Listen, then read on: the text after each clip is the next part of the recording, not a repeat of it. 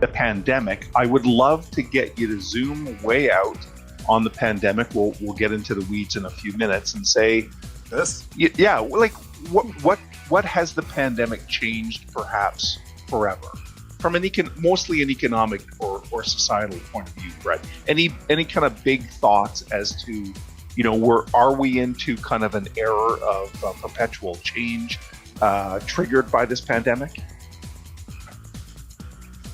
Well, my sincere hope is that the vaccine will take us through this series of speed bumps or waves, as we call it. My rationale there is that, we just opened one of our restaurants. You can't get in at noon. It's that full. Wow.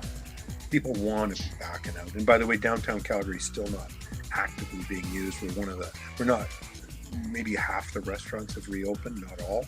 So we're a scarce resource in terms, but people are out. And we've got COVID spacing and plastic and sanitizing and distance and masks. And we've got all the compliance you could possibly ask for, but we're up and running.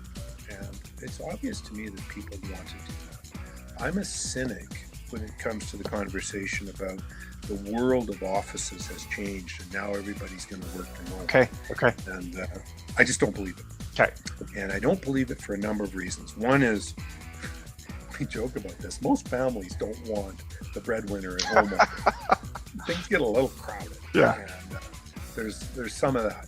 Second, I don't believe that you can advance your career working from home on Zoom. I just don't believe you can advance your career. You can get the job done. Yeah. You might go up a role, but you're not going to do ultimately what we could do when we're working.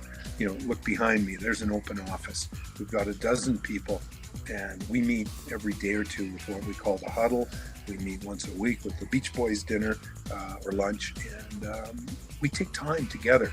And you can't do the ad hoc by Zoom. You can't do the coffee table conversation by Zoom. The other thing is that trades, they're not going to work from home. Yeah. Services, they're not going to work from home. Retail, they're not going to work from home. So this headline that says the whole world's shifting from office to home, no. A few people who've been working from, and I get that some of the jobs that Amazon or Google, they can dispense and spread them out around the country. But for most businesses, the truly entrepreneurial businesses, I need physical touch and contact. And again, I'm not talking man-hugging every morning when they come to work, but it's that direct contact that we have as we work together. We're looking at, I've got someone right now searching for a bunch of the supplies and services we need for one of the restaurants we're opening.